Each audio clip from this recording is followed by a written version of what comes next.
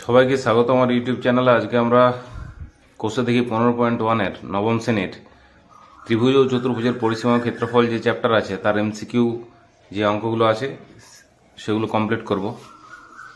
ঠিক আছে, যেখানে আমাদের 1 নম্বরের কোশ্চেনটা দেখো কি আছে, যে একটি বর্গক্ষেত্রের কর্ণের দৈর্ঘ্য 12√2 সেমি হলে বর্গক্ষেত্রটির ক্ষেত্রফল কত।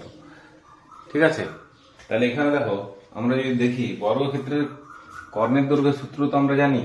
বর্গক্ষেত্রের কর্ণের দৈর্ঘ্য সূত্র কি হয়? √2 ইন্টু বাহু। তাহলে ডাইরেক্ট দেখো আমরা প্রশ্নানুসারে কি বলতে পারবো? প্রশ্নানুসারে √2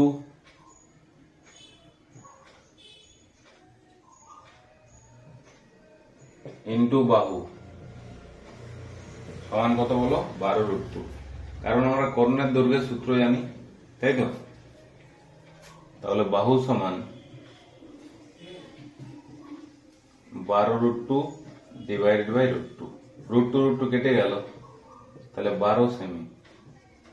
ঠিক আছে, তাহলে বাহুর দৈর্ঘ্যটা আমরা দেখো 12 সেমি পেয়ে গেলাম। ঠিক আছে, ভেরি ভেরি ইম্পর্টেন্ট অঙ্ক, এটা পরীক্ষাতে খুব আসে। তাহলে বর্গক্ষেত্রের ক্ষেত্রফলের দেখো আমরা সূত্রটা জানি, বর্গক্ষেত্রের ক্ষেত্রফল। তাহলে সেটাই আমরা লিখবো, অতএব বর্গক্ষেত্রের ক্ষেত্রফল আমরা জানি বাহু স্কয়ার, তাই তো? বর্গক্ষেত্রের ক্ষেত্রফল সমান বাহু স্কয়ার। তাহলে বাহুর মানটা এখানে বসিয়ে দাও। দেখো 12 পেয়েছি আমরা, আর 12 কত হয়? 144 বর্গ সেমি। ঠিক আছে, তাহলে দেখো এখানে কোন অপশনটা আসছে? Option B. ঠিক আছে, অপশন বিটা এখানে দেখো সঠিক আছে, অপশন বিটা 144 বর্গ সেমি। ঠিক আছে, খুব ইম্পর্টেন্ট কোশ্চেন একের অঙ্কটা। দেখো কি বলছে, যদি একটি বর্গক্ষেত্রের ক্ষেত্রফল a1 বর্গ একক এবং ওই বর্গক্ষেত্রের কর্ণের উপর অঙ্কিত আচ্ছা, এটা দুবার লেখা হয়ে গেছে। ঠিক আছে, বর্গক্ষেত্রের কর্ণের উপর অঙ্কিতটা এটা দুবার লিখে ফেলেছি ভুল করে।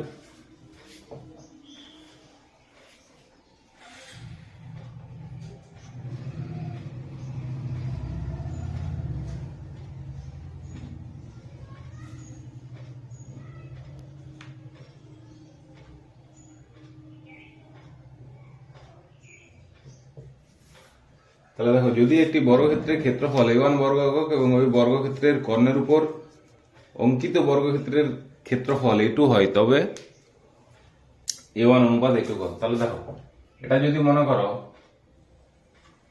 বর্গক্ষেত্রের চিত্রটা হয়, ঠিক আছে, এর প্রত্যেকটা বাহুর দৈর্ঘ্য মনে করো আমি এ ধরে নিচ্ছি, ঠিক আছে, এক্স ধরে নিচ্ছি, এক্স। তাহলে এখানে লিখবো যে ধরি বর্গক্ষেত্রের প্রতিটি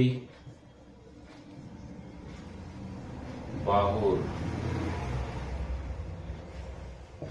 দৈর্ঘ্য সমান এক্স একক। ঠিক আছে, তাহলে বর্গক্ষেত্রের ক্ষেত্রফল বর্গক্ষেত্রের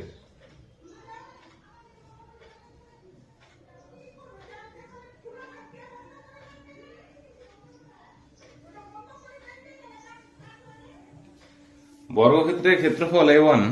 দেখো, বর্গক্ষেত্রের ক্ষেত্রফল তো a1 দেওয়া আছে, আর বর্গক্ষেত্রের ক্ষেত্রফলের সূত্রটা আমরা কি জানি? বাহু স্কয়ার। তাহলে দেখো বাহুটা এক্স, তাহলে বাহু স্কয়ার করে দাও। ঠিক আছে, তাহলে এখান থেকে আমরা পেয়ে গেলাম এক্স স্কয়ার বর্গ একক। ঠিক আছে, তাহলে দেখো এখান থেকে কিন্তু a1 এর মানটা আমরা পেয়ে গেছি।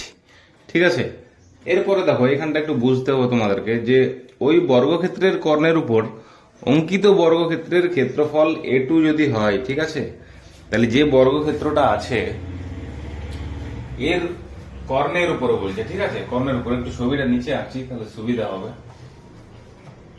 তাহলে ছবিটা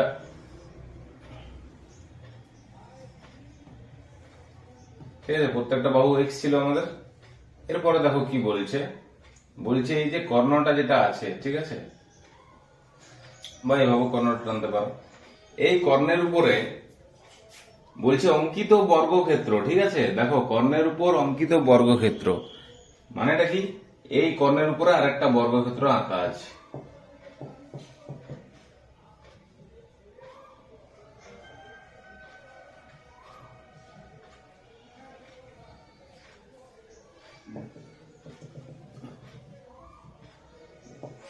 ধরে নাও এটা একটা বর্গক্ষেত্র, ঠিক আছে। তাহলে দেখো বর্গক্ষেত্রের কর্ণের দৈর্ঘ্যটা যদি আমরা বের করতে পারি, তাহলে তো বর্গক্ষেত্রের প্রত্যেকটা বাহুর দৈর্ঘ্য সমান, তাই না? তাহলে বর্গক্ষেত্রের আমরা কর্ণের দৈর্ঘ্যটা এখানে বের করে নেব।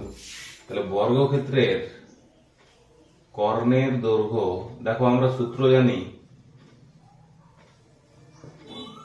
√2 ইন্টু বাহু, তাই তো। √2 ইন্টু বাহুর মানটা দেখো এক্স আমাদের জানা আছে, তাহলে √2x, ঠিক আছে। √2x দেখো, তাহলে কর্ণের দৈর্ঘ্যটা দেখো আমরা √2x যদি পেয়ে যাই, তাহলে দেখো এটা আমরা পেয়ে গেলাম √2x। ছবিটার দিকে তাকাও, তাহলে এটা যদি √2x, তাহলে দেখো এই বাহুটাও আমার √2x হয়ে যাবে, এই বাহুটাও √2x হবে, আবার এই বাহুটাও √2x হবে।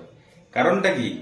কারণ এটাও তো একটা বর্গক্ষেত্র, স্পষ্ট কোশ্চেনে বলা আছে যে বর্গক্ষেত্রের কর্ণের উপর অঙ্কিত বর্গক্ষেত্র। আর আমরা কি জানি বর্গক্ষেত্রে 4টা বাহু সমান, যেহেতু এই বাহুটা √2x, তাহলে বাকি বাহুগুলো √2x হবে, ঠিক আছে। তাহলে এবারে দেখো আমরা নিশ্চয়ই এই বর্গক্ষেত্রের ক্ষেত্রফলটা বলতে পারবো, কারণ এখন এটা বাহুর দৈর্ঘ্য হয়ে গেল। তাহলে আমরা ভাষাটা একটু লিখে নিচ্ছি, দেখো যে বর্গক্ষেত্রের কর্ণের, তাহলে দেখো বর্গক্ষেত্রের কর্ণের উপর অঙ্কিত বর্গক্ষেত্রের বাহুর দৈর্ঘ্যটা আমরা কত পেয়েছি? প্রত্যেকটা দেখো √2x করে পেয়েছি, তাই না? তাহলে এখানে √2x একক। তাহলে যেহেতু বর্গক্ষেত্রের বাহুর দৈর্ঘ্যটা আমরা পেয়ে গেছি, তাহলে ক্ষেত্রফলটা বের করতে পারবো, যেটা আমাদেরকে A2 বলে দিয়েছে। দেখো যে বর্গক্ষেত্রের ক্ষেত্রফলটা এখানে A2, ঠিক আছে। তাহলে এখানে আমরা এই ভাষাটা আবার লিখছি যে বর্গক্ষেত্রের কর্ণের উপর, ঠিক আছে, অঙ্কিত বর্গক্ষেত্রের ক্ষেত্রফল।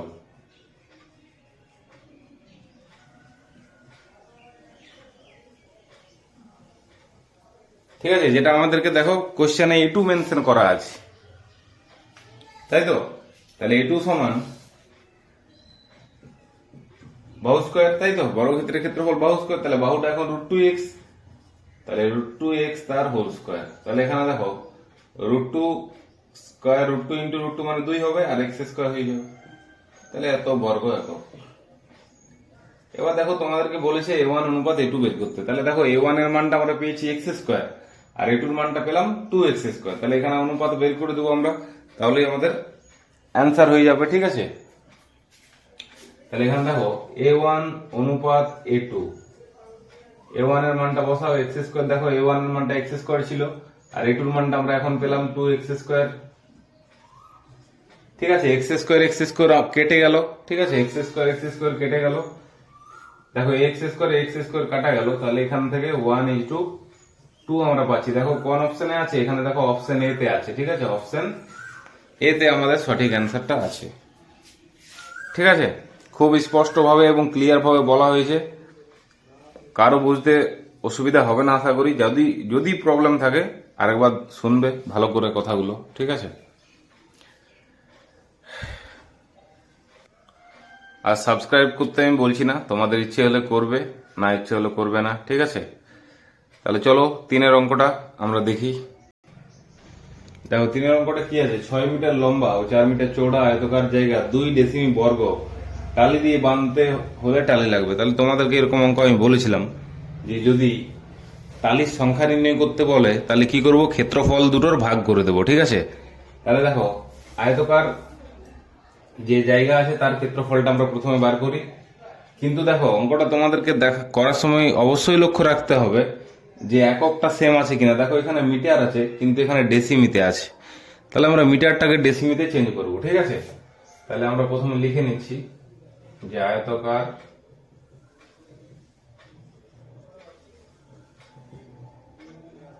জমি লম্বা সমান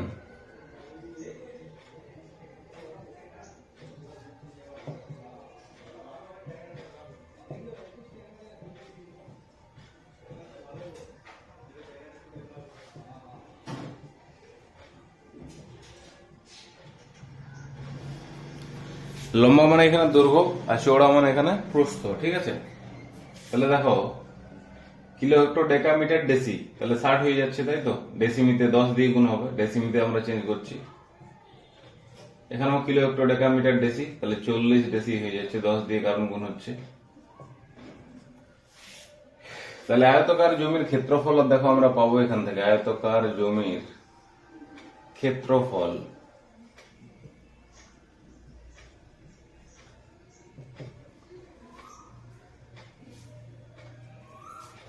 ষাট ইন্টু 40 বর্গ ডেসিমি। ঠিক আছে, তাহলে দেখো আয়তকার জমির ক্ষেত্রফল আমরা পেয়ে গেলাম। এটা এবার কি বলেছে, যে আয়তকার জায়গায় 2 সেমি বর্গ টালি দিয়ে বাঁধতে হলে, মানে টাইলস লাগাবে, ঠিক আছে, কত সেমি, 2 সেমি, 2 ডেসিমি বর্গ। তাহলে টালিটা তোমাদেরকে কিন্তু বলে দিয়েছে বর্গাকার, এই বর্গ মানে হচ্ছে, বর্গ কথাটার অর্থ হলো বর্গাকার টালি। ঠিক আছে, তাহলে আমরা লিখে নেব যে বর্গাকার টালির প্রতিটি বাহুর দৈর্ঘ্য, বর্গাকার টালির, এখানে লিখছি দেখো, তাহলে দেখো আমি লিখে নিলাম বর্গাকার টালির প্রতিটি বাহুর দৈর্ঘ্য 2 ডেসিমি।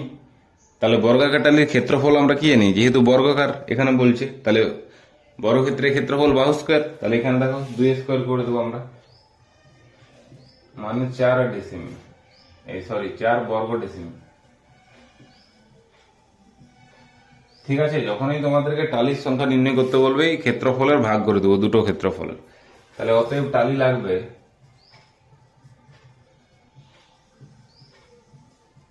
সমান, দেখো এখানে 60 ইন্টু 40 ডিভাইডেড বাই দেখো এই ক্ষেত্রফলটা। ঠিক আছে, আগের ক্ষেত্রফলটা দেখো এটা ছিল, এখন এর ক্ষেত্রফলটা এটা, তাহলে আগের ক্ষেত্রফলের সাথে এখন যে ক্ষেত্রফল আছে সেটা আমরা ভাগ করে দেবো। ঠিক আছে, এবার এখানে দেখো কাটাকাটি করো, 4 10 40।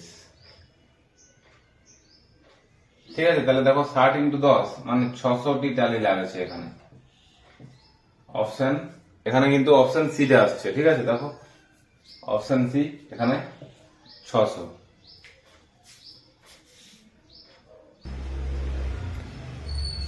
দেখো কি বলছে, সমান পরিসীমা বিশিষ্ট একটি বর্গক্ষেত্র এবং একটি আয়তক্ষেত্রের ক্ষেত্রফল যথাক্রমে এস এবং আর হলে বলছে কোন কন্ডিশনটা হবে। ঠিক আছে, 3টে কন্ডিশন দেওয়া আছে। তাহলে দেখো এখানে বলা আছে যে সমান পরিসীমা বিশিষ্ট। ঠিক আছে, পরিসীমাগুলো কিন্তু বর্গক্ষেত্র এবং আয়তক্ষেত্রের দুটোরই কিন্তু সমান। ঠিক আছে, তাহলে এখানে দেখো প্রথমে আমরা লিখে নেব যে ধরি বর্গক্ষেত্রের প্রতিটি বাহুর দৈর্ঘ্য এ একক এবং আয়তক্ষেত্রের দৈর্ঘ্য এক্স এবং প্রস্থ ওয়াই। ঠিক আছে, তাহলে ফার্স্ট আমি ওটা লিখে নিচ্ছি। দেখো, তাহলে দেখো আমি লিখে নিলাম যে ধরি বর্গক্ষেত্রের প্রতিটি বাহুর দৈর্ঘ্য একক এবং আয়তক্ষেত্রের দৈর্ঘ্য প্রস্থ যথাক্রমে এক্স ও ওয়াই। ঠিক আছে, তাহলে এখান থেকে দেখো আমরা পরিসীমাগুলো লিখতে পারবো। অতএব বর্গক্ষেত্রের পরিসীমা, বর্গক্ষেত্রের পরিসীমা আমরা কি জানি, 4 গুণিত বাহুর দৈর্ঘ্য, তাই তো। তাহলে 4 ইন্টু বাহুর দৈর্ঘ্য এখানে এই, তাহলে 4a একক। ঠিক আছে, একই রকম ভাবে আয়তক্ষেত্রের পরিসীমাটাও আমরা বের করব।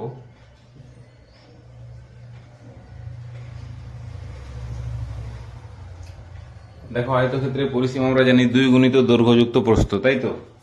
তাহলে 2 ব্র্যাকেটে x প্লাস ওয়াই, এত একক।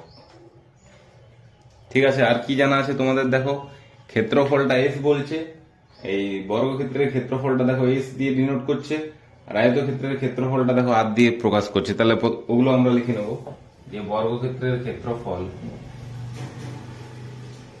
বর্গক্ষেত্রের ক্ষেত্রফল, দেখো বর্গক্ষেত্রের ক্ষেত্রফলটা এস, আর বর্গক্ষেত্রের ক্ষেত্রফল সমান আমরা কি জানি, বাহু স্কয়ার, তাই তো। তাহলে এইটা দেখো বর্গক্ষেত্রের বাহু ছিল, তাহলে এ স্কয়ার বর্গ একক। আর আয়তক্ষেত্রের ক্ষেত্রফলটা আমরা বের করে নেব, আয়তক্ষেত্রের ক্ষেত্রফল, দেখো আয়তক্ষেত্রের ক্ষেত্রফলটা আর দিয়ে প্রকাশ করছে। ঠিক আছে, তাহলে দেখো আয়তক্ষেত্রের ক্ষেত্রফলের সূত্র আমরা জানি দৈর্ঘ্য গুণিত প্রস্থ, তাহলে দৈর্ঘ্যটা এক্স আর প্রস্থটা ওয়াই, তাহলে এক্স গুণিত ওয়াই সমান এক্স ওয়াই বর্গ একক। ঠিক আছে, ডিটেলসে সবকিছু আমি লিখে দিলাম। এমসিকিউ হলেও কিন্তু আমাকে ডিটেলসে লিখতে হবে। ঠিক আছে, বোঝার জন্য। পরীক্ষার হলে তোমরা শর্টকাটে করতে পারো। ঠিক আছে, কিন্তু এখন তোমাদেরকে পুরোপুরি কনসেপ্ট ক্লিয়ার জন্য পুরোটা লিখে করতেই হবে, ঠিক আছে। দেখো তাহলে এবারে কি বলেছে, সমান পরিসীমা বিশিষ্ট। তাহলে প্রশ্নানুসারে আমরা কি বলতে পারবো, দেখো প্রশ্নানুসারে দুটোর পরিসীমা সমান, ঠিক আছে, দুটোর পরিসীমা সমান। তাহলে এখান থেকে দেখো আমরা বলতে পারবো এই দুটো পরিসীমা কি সমান। আয়তক্ষেত্রের পরিসীমা ছিল আমাদের 2 গুণিত দৈর্ঘ্যযুক্ত প্রস্থ, দেখো এখানে পেয়েছি, ঠিক আছে। আর বর্গক্ষেত্রের পরিসীমাটা কত ছিল, 4 ছিল। তাহলে সেটা আমরা দুটোকে সমান করে দিলাম, কারণ দেখো এখানে আমার কোশ্চেন বলেই দিয়েছে যে সমান পরিসীমা বিশিষ্ট, ঠিক আছে, দুটো পরিসীমা সমান। তাহলে দেখো এটা পেলাম আমরা। এবার এখানে যদি আমরা a এর মানটা বের করতে চাই, তাহলে দেখো 2 ইন্টু 2 দুগুণে 4, ঠিক আছে। তাহলে দেখো আমরা a এর মানটা পাওয়া গেল এখান থেকে, a সমান x প্লাস ওয়াই বাই 2, ঠিক আছে। এবার এটাকে কি করবো, আমরা উভয় পক্ষকে বর্গ করব, ঠিক আছে। এখানে লিখছি উভয় পক্ষকে বর্গ করে পাই। দেখো উভয় পক্ষকে বর্গ করে পাই, তাহলে এই সাইডটাতে করছি। উভয় পক্ষকে যদি আমরা বর্গ করে দিই তাহলে কি পাবো, দেখো এটা স্কোয়ার পাবো, এটা x প্লাস ওয়াই বাই 2 তার হোল স্কোয়ার পাবে, x প্লাস ওয়াই বাই 2 তার হোল স্কোয়ার, ঠিক আছে। দেখো এই লাইনটাকে আমরা উভয় পক্ষকে বর্গ করে দিলাম। এরপরে কি করব, উভয় পক্ষে আমরা এক্স ওয়াই দিয়ে বিয়োগ করব, ঠিক আছে। উভয় পক্ষে এক্স ওয়াই দ্বারা বিয়োগ করব, ঠিক আছে, উভয় পক্ষকে। কেন করছি সেটা তোমরা বুঝতে পারবে। এখানে লিখে দেবো যে উভয় পক্ষকে এক্স ওয়াই দ্বারা বিয়োগ করে পাই। তাহলে দেখো আমরা উভয় পক্ষকে এক্স ওয়াই দিয়ে বিয়োগ করলাম, উপরটা আমরা মুছে দিচ্ছি। তোমরা কিন্তু সাথে সাথে অবশ্যই খাতাতে নোট করবে প্রেস করে, ঠিক আছে, একদম পরিষ্কার পরিচ্ছন্ন হবে, যাতে পরীক্ষার আগে তোমাদের সুবিধা হয় এগুলো দেখতে, ঠিক আছে, রিভিশন করতে। দেখো তাহলে এখান থেকে আমরা কি পাচ্ছি, এরপর দেখো এই লাইনটার পর আমরা পাচ্ছি এ স্কোয়ার মাইনাস এক্স ওয়াই। এটাকে যদি আমরা ভেঙে দিই, দেখো এক্স প্লাস ওয়াই তার হোল স্কোয়ার, আর এটা দেখো কত হচ্ছে, আচ্ছা এটাকে হ্যাঁ বাই 4 মাইনাস এক্স ওয়াই, ঠিক আছে, এটা পাচ্ছি আমরা ভাঙলে। এবার এটাকে লসাগু করে দাও, 4 হল লসাগু। দেখো এটা a প্লাস বি তার হোল স্কোয়ারে ভাঙতে পারবো, a square plus 2ab plus b square. আর দেখো 4 ইন্টু এক্স ওয়াই মানে মাইনাস 4xy হয়ে যাচ্ছে এখানে, ঠিক আছে। তাহলে এটা পাওয়া গেল। তাহলে বা এ স্কোয়ার মাইনাস এক্স ওয়াই সমান, দেখো এটা যোগ বিয়োগ করো, এক্স স্কোয়ার মাইনাস 4xy থেকে 2xy বাদ দিলে minus 2xy plus Y square by 4, ঠিক আছে, এটা আমরা পাচ্ছি। সমান দেখো এটাকে আমরা কি লিখতে পারবো, দেখো এটাও কিন্তু বীজগণিতের সূত্রে আছে, a square minus 2ab plus b square আকারে আছে, ঠিক আছে। তাহলে এখান থেকে আমরা পাচ্ছি এক্স মাইনাস ওয়াই বাই 2 তার হোল স্কোয়ার, আর 4টাকে আমরা 2 স্কোয়ার লিখে দিচ্ছি, ঠিক আছে। এরপরে দেখো তোমরা যদি ভালো করে লক্ষ্য করো, একটু লক্ষ্য করো ভালো করে, দেখো এ স্কোয়ারটাই তো আমাদের বর্গক্ষেত্রের ক্ষেত্রফল ছিল। দেখো এ স্কোয়ার সমান বর্গক্ষেত্রের ক্ষেত্রফল এস সমান এ স্কোয়ার। তাহলে এ স্কোয়ারের জায়গাতে আমরা এস বসাতে পারবো, ঠিক আছে। তাহলে এ স্কোয়ারের জায়গাতে এস বসাও, মাইনাস দেখো আয়তক্ষেত্রের ক্ষেত্রফলটা লক্ষ্য করো, আয়তক্ষেত্রের ক্ষেত্রফল আর সমান এক্স ওয়াই ছিল, তাহলে এক্স ওয়াই এর জায়গাতে আমরা আর বসাতে পারবো, ঠিক আছে। তাহলে আর বসিয়ে দাও এখানে, তাহলে সমান যেটা পেয়েছি আমরা সেটা, ঠিক আছে। এগুলো মুছে দিচ্ছি আমরা।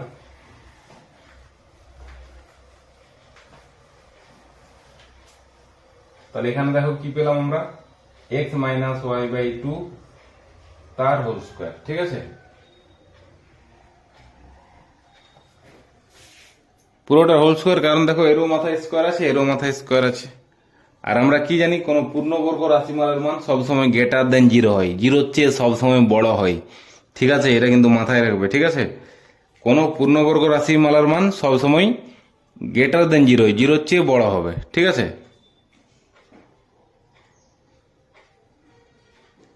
ঠিক আছে, অথবা সমানও হতে পারে। দেখো তোমাদেরকে একটু দেখিয়ে দিচ্ছি আমি ব্যাপারটা। দেখো এখানে যেটা আছে, মনে করো এক্স মাইনাস ওয়াই বাই 2 তার হোল স্কোয়ার, ঠিক আছে। এটা কি হবে, আমাদের 0-র চেয়ে বড় আসছে, দেখো, বা 0 আসতে পারে।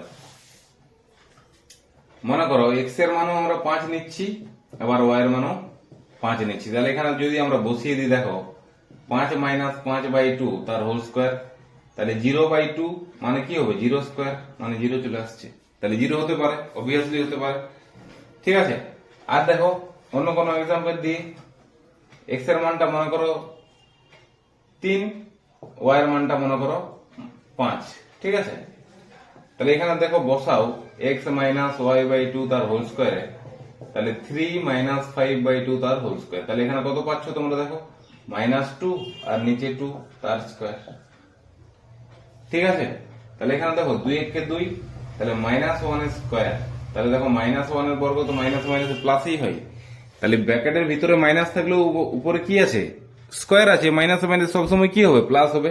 তাহলে সেই জন্যই আমি তোমাদেরকে বললাম যে এটার মান সবসময় কি হয়, গ্রেটার দেন ইকুয়াল টু 0 হয়। ঠিক আছে, হয় বড় হবে অথবা 0 হতে পারে। তাহলে এখানে দেখো আমরা লিখে নিচ্ছি ভাষাটা, যে যেহেতু x মাইনাস ওয়াই/2 তার হোল স্কোয়ার একটি পূর্ণবর্গ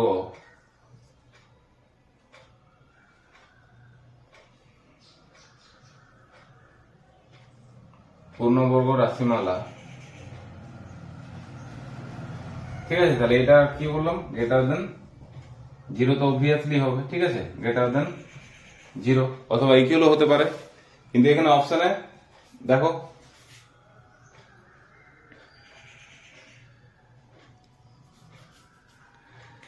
তাহলে যেহেতু এক্স মাইনাস ওয়াই তার হোল স্কোয়ার একটি পূর্ণবর্গ রাশিমালা, তাহলে আমি কি বললাম, এখানে দেখো আমরা দেখলাম যে মাইনাসের মান এখানে যদি আসে তাও কিন্তু আমাদের কি আসছে, প্লাসেই চলে আসছে।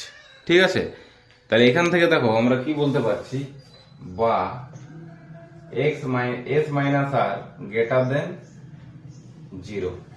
ঠিক আছে, তাহলে এখান থেকে দেখো কোশ্চেনে এখানে কিন্তু আমাকে লিখে দিতে হবে যে X not equal to Y. কারণ দেখো এক্স এবং ওয়াই এর মান তো আমার কোশ্চেনে বলা নেই যে সমান আছে বলে। ঠিক আছে, তাহলে সমানটা আমরা এখানে বলতে পারবো না। তাহলে দেখো শুধুমাত্র আমাদের গ্রেটার দেনটা নিতে পারছি। তাহলে এখান থেকে আমরা দেখো এস গ্রেটার দেন আর পাচ্ছি, যেখানে দেখো অপশন বি তে আছে। ঠিক আছে, অপশন বিটা হলো এখানে সঠিক, এস গ্রেটার দেন আর। এখানে এক্স আর ওয়াই এর মানটা আমরা সমান তো বলতে পারছি না, কারণ কোশ্চেনে তো সেরকম কিছু বলা নেই যে আমাদের দৈর্ঘ্য আর প্রস্থ সমান। ঠিক আছে, এক্সটা কি ছিল তোমাদের, দৈর্ঘ্য ছিল আর প্রস্থ ছিল, কিন্তু এখানে দৈর্ঘ্য প্রস্থ সমান হতে পারে না, কারণ এটা আয়তক্ষেত্র। ক্লিয়ার, আয়তক্ষেত্রের দৈর্ঘ্য প্রস্থ তো সমান হয় না, বর্গক্ষেত্রের ক্ষেত্রে হয়, চারটা বাহু সমান। তাহলে সেই জন্য আমরা কি লিখলাম, X not equal to Y. তাহলে শুধুমাত্র আমরা কোনটা নেব, গ্রেটার দেনটা নিচ্ছি। ঠিক আছে, তাহলে এক্স গ্রেটার দেন আর হলো এখানে সঠিক অ্যান্সার, অপশন বি। দেখো আজকে লাস্ট অঙ্ক এটা এমসিকিউ। একটি আয়তক্ষেত্রের ইম্পর্টেন্ট কোশ্চেন। একটি আয়তক্ষেত্রের কর্ণের দৈর্ঘ্য 10 সেমি এবং ক্ষেত্রফল বলা আছে 62.5 বর্গ সেমি হলে আয়তক্ষেত্রের দৈর্ঘ্য ও প্রস্থের সমষ্টি কত। তাহলে দৈর্ঘ্যটা যদি আমরা এক্স ধরি আর প্রস্থটাকে যদি ওয়াই ধরি, ঠিক আছে, তাহলে দেখো আমাদের এক্স প্লাস ওয়াই নির্ণয় করতে বলছে আমাকে। ঠিক আছে, দৈর্ঘ্য ও প্রস্থের সমষ্টিটা আমাকে নির্ণয় করতে বলছে। তাহলে আমরা প্রথমে লিখে নিব যে ধরি আয়তক্ষেত্রের দৈর্ঘ্য এক্স, প্রস্থ ওয়াই। ঠিক আছে, লিখে নিচ্ছি আমি। দেখো তাহলে দেখো আয়তক্ষেত্রের দৈর্ঘ্যটা এক্স ধরলাম, প্রস্থটা ওয়াই ধরলাম। তাহলে আয়তক্ষেত্রের ক্ষেত্রফল আমরা সূত্র কি জানি, দৈর্ঘ্য গুণিত প্রস্থ, তাই তো। তাহলে এক্স ওয়াই বর্গ মিটার। ঠিক আছে, আয়তক্ষেত্রের ক্ষেত্রফল এক্স ওয়াই বর্গ মিটার। আর দেখো কোশ্চেনে তোমাদের ক্ষেত্রফলটা দেওয়া আছে 62.5। তাহলে এখান থেকে দেখো আমরা লিখতে পারছি এক্স ওয়াই সমান প্রশ্নানুসারে 62.5, এটা 1 নম্বর। ঠিক আছে, আবার কর্ণের দৈর্ঘ্য দেখো এখানে বলছে যে আয়তক্ষেত্রের কর্ণের দৈর্ঘ্য, তাহলে আয়তক্ষেত্রের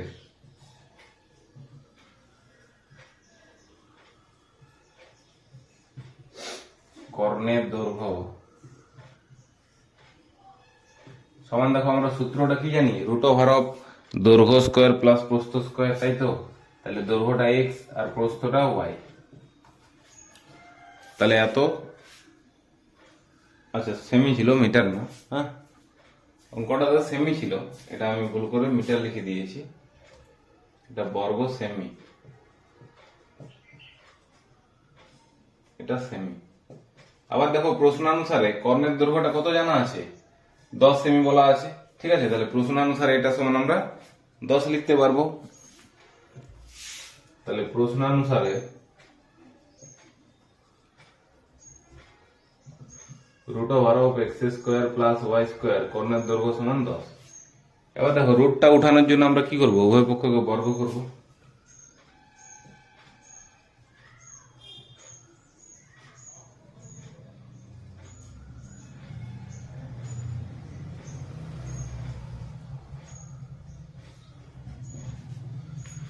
ঠিক আছে, তাহলে উভয় পক্ষকে যদি আমরা বর্গ করি তাহলে রুটটা উঠে যাবে।